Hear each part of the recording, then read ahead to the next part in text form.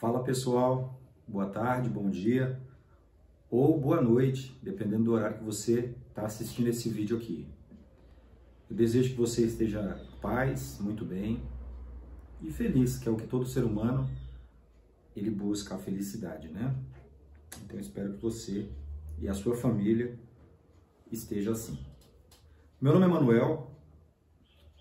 Alguns já sabem, eu fui testemunha de Jeová durante mais de 22 anos. Então, conheço um pouco sobre as crenças das testemunhas de Jeová. Tive alguns cargos lá dentro, já falei isso até em outro vídeo. Mas hoje aqui eu estou para falar sobre algo muito especial. Não vou me delongar muito aqui não. As testemunhas de Jeová, eles sentem muito orgulho da sua pregação. Eles costumam dizer que são o único grupo que prega unidamente a Bíblia. Naturalmente, nós podemos falar isso em outra ocasião, sobre que tipo de pregação realmente as testemunhas de Jeová elas fazem. Elas não pregam segundo a Cristo, não. E eu falo isso com toda tranquilidade, né? Depois que eu estava despertando, porque eu estava... Toda testemunha de Jeová, de certo modo, ele passa por uma lavagem cerebral. A explicação ou o termo técnico para essa lavagem cerebral seria imunização cognitiva. Se você que está me assistindo tiver dúvida sobre como é esse processo, sobre imunização cognitiva, pode pesquisar aqui mesmo na internet, tem explicações maravilhosas sobre isso. Como é que alguém é imunizado cognitivamente, né? Então ele fica apartado, por assim dizer, de novos conhecimentos, e conhecimentos bons. Então a pessoa fica, ou seja, o indivíduo ele fica imunizado, ele não aprende mais nada a não ser mais do mesmo. E eu fui testemunha de Jeová e eu aprendi apenas mais do mesmo, não tinha um novo aprendizado, até que algumas coisas passaram a não fazer mais sentido para mim. E por fim, dois anciãos, eles são assim conhecidos, né, entre as testemunhas de Jeová, são anciãos, que é quem toma a liderança no salão do reino, porque as testemunhas de Jeová não chamam de igreja, conforme os apóstolos chamavam. Eles não são uma religião em si, eles são uma seita.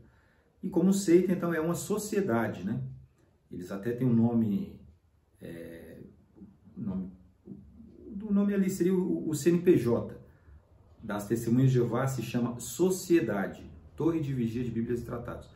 Ou seja, é uma sociedade, como se fosse uma empresa mesmo. Eles não são uma igreja, eles não têm templos como uma religião. Eles têm salões, como seitas têm, e eles têm associações como empresas. Só que quando eu estive lá dentro, eu não olhava nada disso até perceber que eu estava sendo imunizado cognitivamente, ou seja, eu percebi que eu estava, ao invés de uma religião, eu estava em uma seita, porque eles não queriam...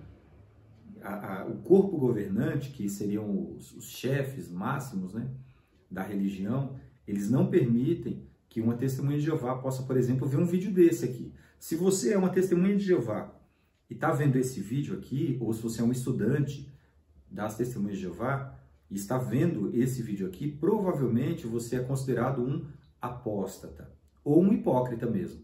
Porque se você estiver vendo esse vídeo e for falar isso para um irmão, ele provavelmente vai achar que você tem uma vida dupla, que você assiste a reunião do Salão do Reino e assiste matéria apóstata, que seria a matéria cristã, né?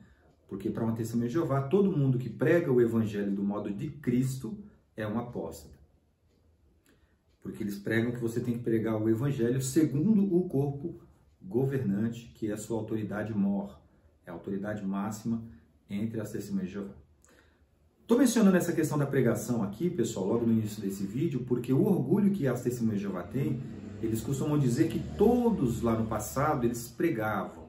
Até tem várias publicações, estão recheadas de gravuras, de personagens bíblicos pregando. E é interessante como é que as testemunhas de Jeová eles conseguem fazer uma utopia com isso. Eles conseguem construir uma fábula em cima dessa pregação que eles fazem, que além de não ser uma pregação correta, falo isso com toda a bagagem que tive, e falo isso com toda a envergadura moral também, porque eu fui pioneiro. Então, eu sei exatamente do que estou falando. E também fui desassociado por discordar dos aprendizados, né, dos ensinos que a torre de vigia ela tinha. Inclusive, eles ficaram com tanto medo que eu pudesse passar as novas informações que eu estava vendo na Bíblia para outros testemunhos de Jeová, que eles acabaram me desassociando, né, como é chamado, entre as testemunhas de Jeová, sem uma comissão judicativa. É interessante isso. Eu não fui desassociado à revelia, como eles costumam chamar, porque a desassociação à revelia entre as testemunhas de Jeová é o seguinte: você é convidado para uma comissão judicativa, onde provavelmente você vai ser desassociado, né? Você vai ser julgado por um tribunal de 3 homens, 3 anciãos, que são a liderança média ali do Salão do Reino, e esses 3 homens irão julgar e desassociar aquele indivíduo, provavelmente porque ele cometeu algum erro, segundo o que eles pregam, ou porque ele discordou de alguma doutrina. Então ele será excomungado, expulso e desassociado, tendo que cortar então o vínculo com a família, com amigos, com quem quer que seja. E eles pregam que isso, Jesus ensinava isso, que o apóstolo Paulo ensinava isso. Então, no meu caso especificamente, eu não fui desassociado à revelia, porque no convite que eles fazem ao membro, falam: olha, amanhã tem uma reunião no Salão do Reino, às 7 horas da noite, as portas fechadas, só vai ter nós 3, tá? 3 anciãos e você não pode levar ninguém. Só que se você, ou eu, ou uma testemunha de Jeová que está lá, ele não comparecer àquela reunião, ele vai ser desassociado de qualquer maneira, mesmo que ele não compareça. Por que ele vai ser desassociado? Como assim? Se ele não for, isso revela que ele não está arrependido, entre aspas, do seu pecado. E aí será dado um anúncio no Salão do Reino, é onde se reúne a Testemunha de Jeová, de que aquela pessoa, a partir de então, ela tem que ser mal vista, por assim dizer. Ele não é mais dos nossos. E a partir daquele momento, ninguém nem cumprimenta mais essa pessoa. E isso se chama desassociação à revelia, porque o membro não apareceu para ser julgado por aqueles 3 anciãos naquele tribunal. No meu caso não foi assim. Eu fui desassociado de modo... Foi exclusivo. A minha desassociação foi algo exclusivo, porque simplesmente eu mandei uma mensagem para o coordenador da congregação. Ele se chama coordenador. Coordenador é o que manda na congregação e os outros acabam tendo que obedecer. Alguns nem gostam muito de obedecer ao coordenador, porque seria o chefão, né? Seria o chefe ali. Mas tem que obedecer. E eu mandei uma mensagem para esse coordenador falando que eu não estava concordando mais com alguns ensinamentos da torre de vigia, porque eu tinha descoberto que eles tinham, né, contato com a ONU. A Testemunha de Jeová, infelizmente, nem disso sabem, que eles foram associados à ONU, inclusive tinham um forte vínculo com a ONU. Descobri que as doutrinas das Testemunhas de Jeová, de 1968 até 1980, mataram muita gente por não aceitar órgãos, não aceitava transplante de um coração, de um rim, de pele, de nada. E quem aceitasse isso, ela seria desassociada. Quem aceitasse um órgão de outro irmão, ele seria desassociado. Quando eu falo irmão aqui, pessoal, eu sou livre dessa seita hoje. Então, para mim, qualquer um é irmão. Você que está me assistindo é o meu irmão, tá bom? Então, eu chamo qualquer um de irmão.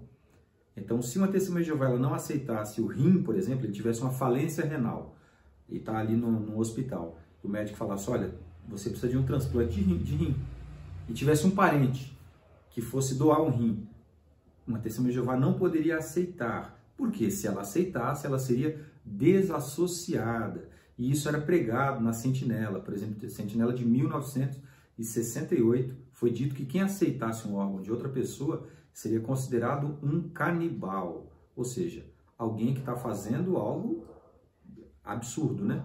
E deveria então ser desassociado, logicamente.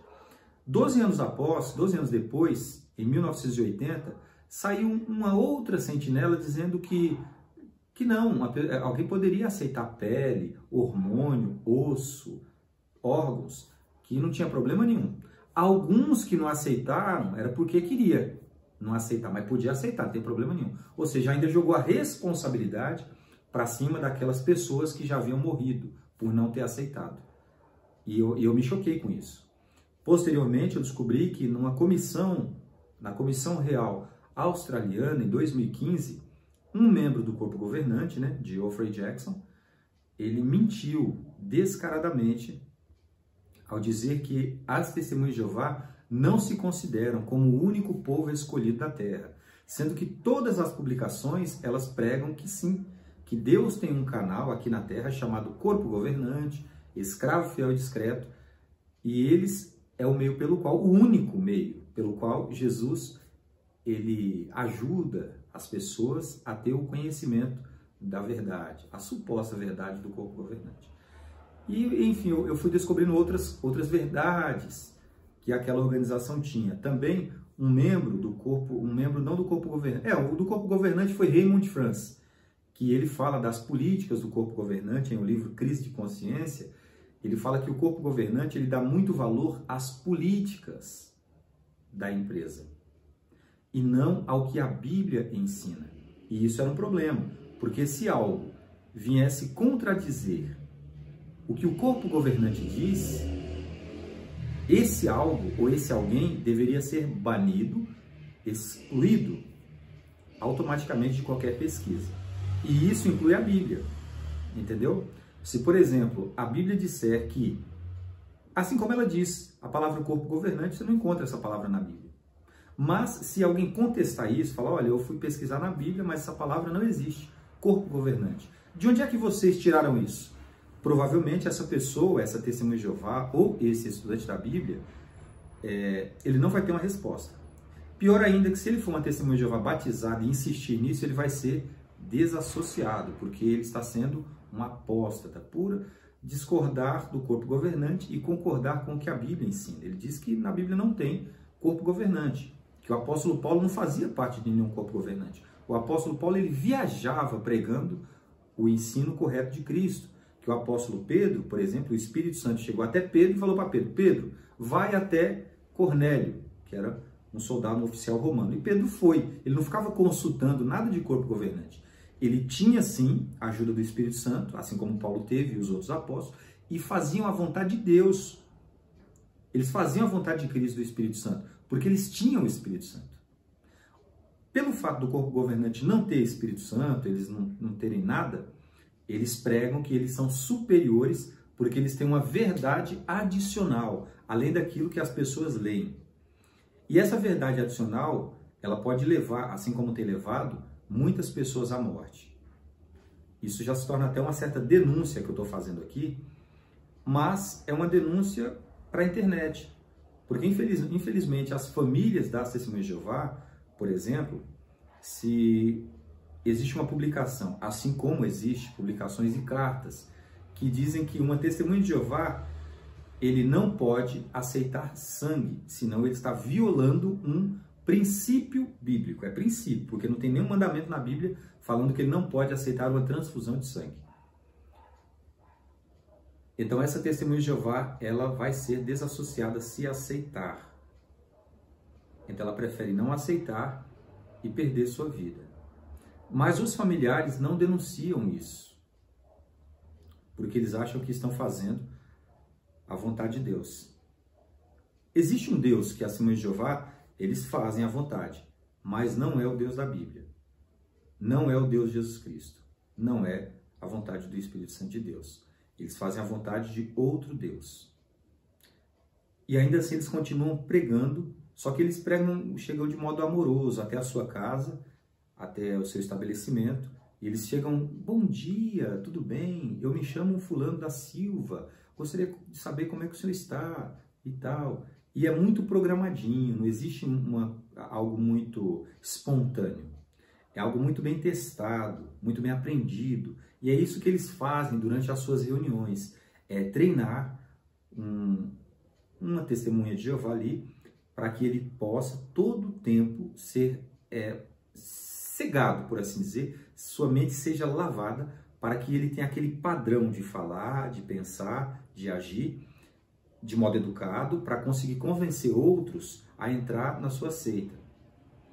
E, infelizmente, algumas vezes eles conseguem, porque muitas pessoas acabam estando fragilizadas emocionalmente, a perca de um parente, às vezes um casamento desfeito, ou um problema financeiro, ou físico, ou uma tristeza emocional, e eles conseguem capturar essa pessoa ali.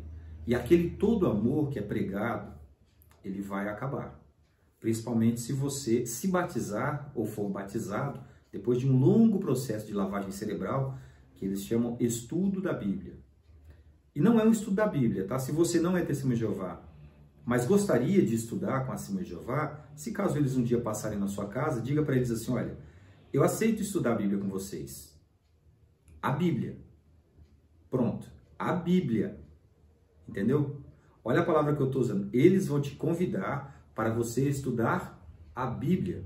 E você pode aceitar um estudo, mas diga, eu quero estudar a Bíblia. Porque eu gostaria de ler, e aquilo que eu entender eu não preciso de explicação. Eu só preciso de explicação naquilo que eu não entender. Aquilo que eu entendo, para que me explicar? Não precisa me explicar a conta de 1 mais 1, já sei que é 2.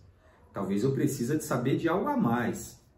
Então eu quero estudar a Bíblia. E não livrinhos, porque eles não são a Bíblia. Se essa testemunha de Jeová falar, não, mas você para estudar a Bíblia precisa de livro. Eu falei, então não é o estudo da Bíblia.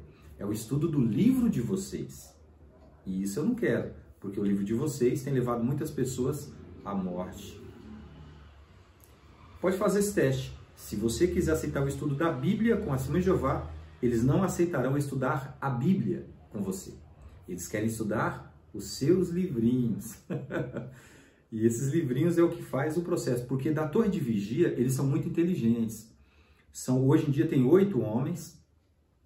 Esses 8 homens, eu não lembro o nome de todos, mas ó, Stephen Lee, David Splane, Samuel Herd, Anthony Morris, Kenneth Cook, tem Garrett Law, tem Mark Sanderson e mais um, que eu não estou lembrando exatamente quem é. Mas são 8. São 8 membros do corpo governante. E esses 8 membros, apesar de não ter estudado, eles não terem muito estudo, tirando, acredito ali, Anthony Morris, que chegou a ser até paramédico no Vietnã, e outros têm mais conhecimento na área de investimentos, então eles são bons empresários, mas não têm muito estudo. Então, só que eles entendem muito sobre a arte da neurociência, a neurolinguística. É um campo da neurociência que é estudado já faz um bom tempo. Então eles têm toda a arte de como conseguir persuadir você, de como conseguir nos persuadir, entrar na nossa parte emocional. Então quando você observar que, vamos supor aqui as Torres Gêmeas, lá nos Estados Unidos, aqueles 2 terroristas, né, na verdade foram mais, mas o que mais ficou conhecido para nós, público, foi os aviões que foram lançados, né, as torres. Então, você acha que essas pessoas ali eram pessoas analfabetas? Lógico que não, né? Eram pessoas inteligentes, sabiam coordenar e pilotar um avião e tinham muito senso de localização, falavam algumas línguas, então eram pessoas inteligentes cognitivamente. Mas então por que se eles eram tão inteligentes, eles jogaram o avião contra torres, matando centenas e centenas e centenas de pessoas e tirando a sua própria vida? Por que essas pessoas fizeram isso? Porque essas pessoas acabaram fazendo esse tipo de coisa. Vou lhe dizer, as Testemunhas de Jeová, elas fazem a mesma coisa com respeito ao sangue. Só que ao invés deles entrarem em um avião e lançarem em uma torre, existe uma parte emocional que é afetada em uma Testemunha de Jeová e ela passa a acreditar nesses 8 homens que eu acabei de falar e elas dão a sua vida por eles, ou até tiram a vida dos seus filhos, por não aceitar um tratamento que daria até glória a Deus, porque o que Deus quer é que os pais cuidem de seus filhos, até que deem a sua vida pela vida dos seus filhos, assim como Jesus deu a vida por cada um de nós. Mas uma Testemunha de Jeová, ele é pego na parte emocional e ele obedece a esses 8 membros que estão lá em Brooklyn, em Warwick, no estado do Brooklyn, e eles obedecem a esses 8 homens, meio que se chocando, jogam a sua vida em uma vala para obedecer a ordem daqueles 8 homens. Assim como um terrorista, ele obedece a ordem do seu profeta ali, daquele momento e faz atrocidades. Esse corpo governante, ele consegue fazer uma manipulação tão forte na cabeça de uma testemunha de Jeová que ela passa a não pensar mais. Ela não consegue simplesmente chegar agora e dizer assim: olha, eu parei para pensar por conta própria. E eu vejo que a nossa pregação, ela não existe, ela nunca existiu. Nem nos dias dos profetas, nem nos dias dos apóstolos, nem nos dias de Cristo. Porque nos dias de Cristo, a pregação era para que as pessoas pudessem se tornar cristãos. Se uma testemunha de Jeová chegar na casa de alguém e essa pessoa disser: não, eu já sou cristão, eu tenho a Bíblia, eu leio a Bíblia. Mas como você é meu irmão, então, porque você é meu irmão cristão, você é cristão também, entra aqui, vamos orar junto, vamos tomar um chá, vem ser meu amigo, nós somos irmãos, porque eu também sou cristão. Provavelmente a testemunha de Jeová vai começar a lhe olhar de modo diferente e preconceituoso, porque eles se encaram que irmãos é apenas a sua seita. E que outra pessoa, mesmo que seja um cristão, não é bem visto. Então a sua pregação, ela não é convergente com a pregação dos apóstolos, nem a pregação de Cristo. Mas é algo interessante que eu gostaria de mencionar. Uma testemunha de Jeová diz que a pregação que eles fazem é semelhante à pregação dos dias de Noé. E nesse ponto eu gostaria de mencionar a discrepância abismal que existe entre uma testemunha de Jeová pregar de modo correto, né? E eles não conseguem fazer isso com o que a Bíblia ensina. Eles não conseguem pregar de modo correto com o que a Bíblia ensina. Nem mesmo dizendo que pregam segundo o que Noé pregava. Até porque Noé não pregou. Noé não pregou. Noé, ele condenou o mundo dos seus dias. Só que na testemunha de Jeová, ele lê a Bíblia, ele lê, tem alguns que eu conheço, por exemplo, que chegaram a ler algumas vezes toda a Bíblia de capa a capa. De capa a capa, mas ele lê, mas não pensa, porque a sua mente ela está plastificada para um novo conhecimento. Ele está imunizado para um novo conhecimento. Tá? Vou lhe dizer então algo agora. Bem, por que nós podemos afirmar que uma testemunha de Jeová, e nas suas publicações está repleta dessas ilustrações, provando que Noé pregava, Noé pregou, Noé pregou, Noé pregou. Não, Noé não pregou. Noé, ele condenou o mundo. Não pregou segundo o que as testemunhas de Jeová pregam. A maneira de Noé viver servia como pregação para as pessoas. Noé, ele achou favor aos olhos de Deus. Ou, como a Bíblia fala, Noé achou graça. Noé, ele era um homem íntegro entre aquela sociedade. E essa sua conduta servia de pregação para as pessoas dos seus dias. Ah, Manuel, mas você está fazendo igual uma testemunha de Jeová, inventando. Não, pessoal, não estou inventando. Se você tiver a sua Bíblia aí, então eu gostaria que você pudesse abrir a sua Bíblia no livro de Gênesis. E no livro de Gênesis, aqui no capítulo 6, Gênesis, no capítulo 6. Eu estou usando aqui uma Bíblia de verdade. É a Bíblia João Ferreira de Almeida. Se você quiser usar uma Bíblia de verdade, quando eu falo uma Bíblia de verdade, pessoal, é que uma Bíblia da Testemunha de Jeová, por exemplo, até o capítulo 8 do livro de João, eles conseguiram tirar 11 versículos. E é engraçado que o Testemunha de Jeová ele nem sabe explicar o porquê. Quando ele vai pesquisar, ele pesquisa apenas nas publicações que o corpo governante diz para ele ler. E existe uma explicação absolutamente fora do contexto histórico. E ele não pode ver nada que seja real. Então eles conseguiram tirar 11 versículos do capítulo 8 do livro de João, que seria quando uma mulher é perdoada por estar cometendo um pecado. Então eles conseguiram tirar os 11 primeiros versículos do capítulo 8 para dar base para julgamento, para dizer que alguém, quando pecar, tem que ser julgado e não perdoado. Porque ali no capítulo 8 do livro de João, mostra o caso de uma mulher que adulterou, mas Jesus perguntou, quem não tiver pecado, atire a primeira pedra. E todos se afastaram. Então as testemunhas de Jeová conseguiram tirar esses versículos, mesmo estando mesmo estando em todas as Bíblias, mesmo ela ter passado pelo crivo de todas as autoridades, eles pregam nas suas publicações que esse não é canônico. Ou seja, eles mentem e uma testemunha de Jeová não pode pesquisar. A Bíblia uma Bíblia maravilhosa, que eu gosto mesmo, é a King James, a Bíblia Rei James. João Ferreira de Almeida, a Nova Versão Internacional, todas as Bíblias, pessoal, têm esse relato da mulher adúltera. Mas para uma testemunha de Jeová, ele não existe.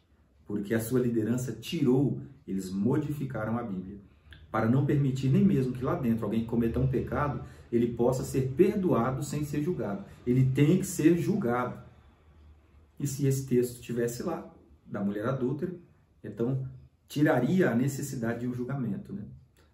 Mas eu estou mencionando isso para dizer que aqui agora, nesse momento, eu vou ler na minha Bíblia, no livro de Gênesis, no capítulo 6, sobre a pregação que as testemunhas de Jeová dizem que fazem, que é parecida com a dos dias de Noé. Noé não pregou. E está na Bíblia. Diz assim aqui no versículo 7. Gênesis capítulo 6, o versículo 7.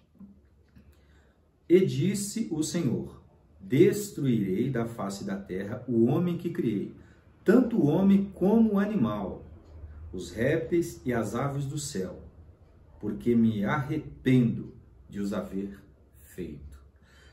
Aqui é o momento em que o próprio Deus ele diz que arruinaria toda a terra. Toda a terra, ela seria arruinada. Bem, a terra estava cheia de violência. No versículo 11 diz assim, ó: a terra, porém, estava corrompida diante de Deus e cheia de violência. Mais adiante, de novo, vai continuar dizendo que, ou seja, todos os homens nos dias de Noé, eles estavam violentos, imorais. Era uma terra que praticamente era uma anarquia. Foi um momento anárquico da história bíblica, foi nos dias de Noé. E era na terra inteira. Então foi necessário que Deus trouxesse uma destruição e varrer a todos, meio que recriar, fazer praticamente um novo sistema. No entanto, Deus não acabou com todo mundo. Ele disse aqui no versículo 8 do capítulo 6, diz assim, ó: Noé, porém, achou graça aos olhos do Senhor. Então a terra estava cheia de violência, mas Noé achou graça, Noé achou favor, Noé se viu bem visto pelos olhos de Deus, certo? Apesar da terra inteira estar cheia de violência. No versículo 9 diz assim, ó: estas são as gerações de Noé. Era homem justo e perfeito em suas gerações e andava com Deus. Noé, mesmo naqueles dias, ele era alguém justo, ele era honesto, ele era alguém que cumpria com as suas responsabilidades de um bom servo de Deus. O que Noé fazia? Pregava? Não. Aliás, toda a terra estava corrompida. Noé não pregava para ninguém, absolutamente ninguém. Porque nós podemos dizer que se Noé pregasse naqueles dias, ele não teria mais participação nesse texto aqui, que diz que ele era um homem justo e andava com Deus. Se Noé pregasse para alguém, falasse para alguém: olha pessoal, vou construir uma arca, olha pessoal, eu vou fazer isso, vou fazer aquilo, ele estaria indo contra o próprio Deus. Por que nós podemos dizer isso? Bem, aqui no versículo 13 diz assim, ó: então disse Deus a Noé: o fim de toda carne é chegada perante mim. Deus disse a Noé: o fim de toda carne é chegado perante mim, porque a terra está cheia da violência dos homens. Eis que os destruirei no futuro, junto com a terra. Pessoal, uma pausa aqui. O que a Bíblia está dizendo que Noé tinha que fazer? Noé tinha que pregar? Deus disse para ele: prega, Noé. Não. O que Deus disse para Noé é a Bíblia que está falando, pessoal. O próprio Deus falou para Noé: Noé, eu vou arruinar toda a terra, vou destruir todos esses homens, porque a terra está cheia de violência. E ele depois, a partir do versículo 14, ele diz o que Noé tinha que fazer. E aí ele fala, ó, faze para ti uma arca de madeira, de gofer, farás compartimentos na arca. E o próprio Deus começa a descrever para Noé o que ele tinha que fazer. Logo depois dele dizer para Noé, Noé, vou acabar com toda a terra, os animais junto com todo homem. Vou destruir todo mundo. Mas você vai fazer para você e sua família uma arca dessa maneira. Aí aqui, os próximos versículos, dos versículos 14 em diante, ele passa a dizer para Noé o que Noé tinha que fazer. Mas ele falou para Noé, Noé, prega. Pessoal, se Noé fosse pregar, ele estaria indo contra o que Deus pediu para ele fazer. Porque ele já tinha dito para Noé, Noé, eu vou destruir toda a terra está cheia de violência. Então faz para ti, para a tua família, a ocupação de Noé era fazer a arca. E não existia pregação. Noé não teve que pregar nada. Não tem um texto na Bíblia que diga que Noé, ele pregava, olha, vem me ajudar a fazer a arca, vem fazer uma arca, vem me ajudar. Não tem isso. O Deus da Bíblia diz que Noé tinha que fazer a arca para ele e para a sua família. É verdade que aqui diz que Noé andava com o verdadeiro Deus. Ou seja, o comportamento diário de Noé já servia de pregação. Mas quando Noé foi construir a arca, não tem um texto na Bíblia que diz que Noé tinha que pregar.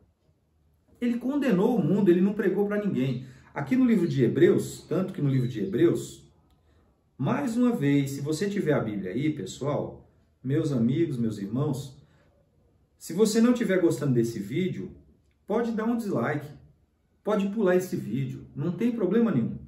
Vai continuar sendo meu irmão do mesmo jeito, não tem problema nenhum, eu não tenho problema nenhum com isso aí não. Não tenho preconceito nenhum, infelizmente, hoje eu sou um homem livre, eu e minha esposa, nós somos pessoas livres. Então, para nós hoje em dia, aquele rapaz que vende uma bala no farol é o nosso irmão. Sabe aquele rapaz que dorme ali na rua? É o nosso irmão. E ainda bem que, graças a Deus, graças a Jesus Cristo, hoje quando a gente consegue ver uma situação dessa, a gente já consegue ajudar. Porque como testemunha de Jeová, nós somos ensinados a não ajudar, a não dar um agasalho, a não ir na padaria comprar um café. Nós somos ensinados, velado, né? É um ensino velado, a você não fazer isso, porque senão você está contribuindo para o mundo de Satanás. E aí nós passamos a ser pessoas frias, duras e rígidas, inflexíveis. Mas, meus irmãos, você que está aí, se você não pulou esse vídeo, está até aqui comigo, eu vou acabar logo, já está bem longo o vídeo, mas essa é só uma questão que eu vou provar que o testemunho de Jeová ele não pensa. E eu também não pensava, infelizmente. Aqui no livro de Hebreus, no capítulo 11, acho que é o versículo 7, quer ver? Ainda estou na João Ferreira de Almeida. Versículo 7. Hebreus 11, 7. Fala mais um pouquinho sobre o que Noé fez. Diz assim, ó, Hebreus 11, 7. Pela fé, Noé.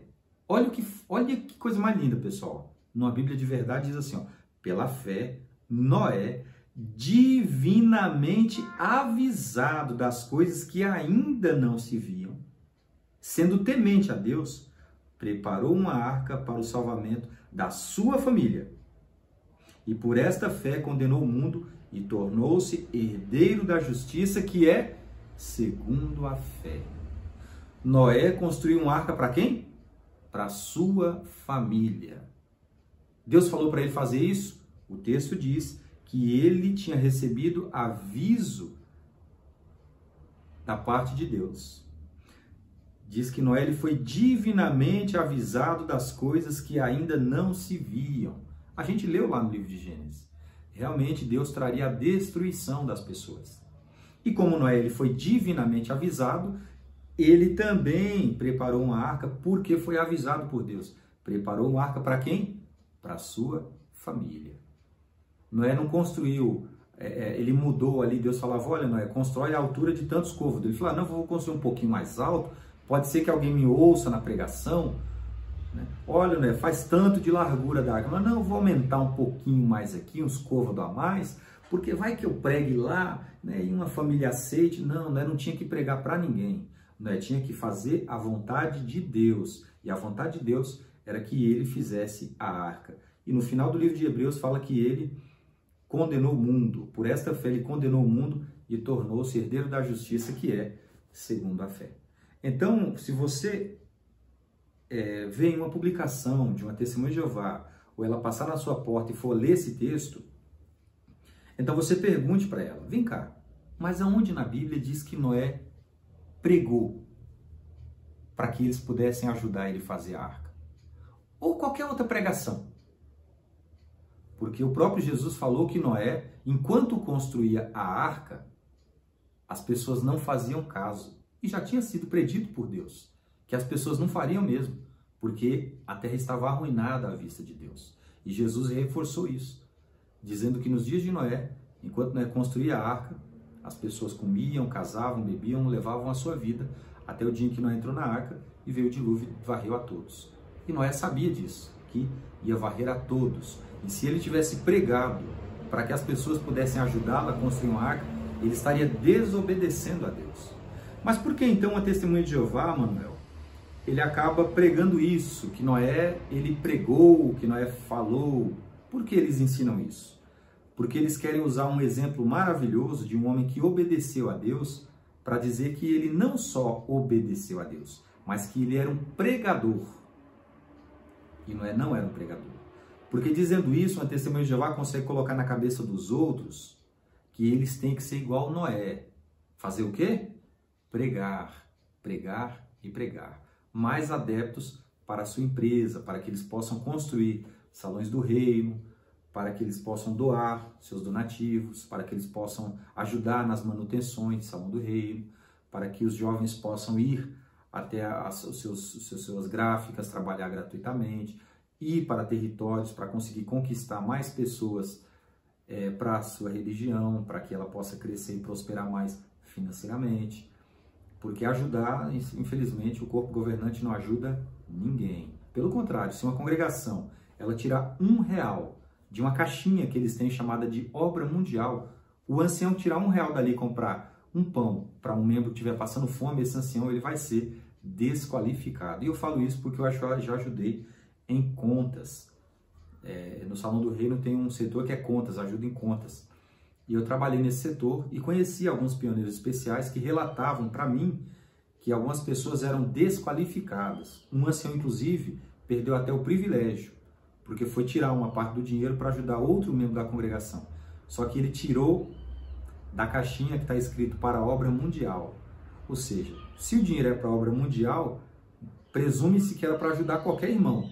Mas ele foi tirar e junto com os outros anciãos ali, ele acabou ajudando, né? Ele até chamou os outros irmãos. Esse pioneiro especial me relatou, pela boca do próprio pioneiro especial, que hoje, inclusive, serve lá numa cidade, numa sertania também, do Nordeste. Ele me relatou que o ancião, o coordenador da congregação, tirou uma parte do dinheiro da obra mundial e foi ajudar aquela família. Só que com o conhecimento dos outros anciãos. Mas quando teve a visita, que existe um gerente de contas, assim como tem num banco, que eles chamam de superintendente desse circuito. Quando o gerente de contas veio, porque o gerente de contas ele gosta de saber muito de números, é para isso que ele é treinado, e ele viu que tinha uma discrepância em um daqueles relatórios, ele perguntou quem fez aquilo. E aí o coordenador falou, fui eu, mas os outros irmãos estavam sabendo. E como nós, a situação estava difícil para todo mundo, a gente tirou uma parte do dinheiro para ajudar a família que estava precisando muito. E aí o coordenador foi desqualificado como ancião.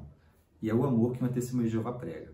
Naquele tempo eu ainda não tinha acordado, então isso entrava no ouvido e passava por outro. Ou seja, entre um ouvido meu e outro não existia um cérebro, era um tubo. Entrava aqui e saía aqui e eu não raciocinava. Hoje, quando eu paro para pensar nisso, eu vejo que tipo de enrascada eu entrei. Que enrascada eu e a minha esposa a gente entrou durante mais de 22 anos. Vou tratar sobre outro tema, pessoal, mais à frente, para provar que uma testemunha de Jeová não pensa. E quem são as testemunhas de Jeová? Vou falar muito mais sobre quem são e as suas falsas doutrinas, que infelizmente são pregadas, não pelas pessoas lá de dentro, são boas pessoas, mas são pregadas pelos membros mor, pelos membros maiores, por aquele papado chamado corpo governante. Então, vou ficando por aqui, pessoal. Está na hora de tomar um café.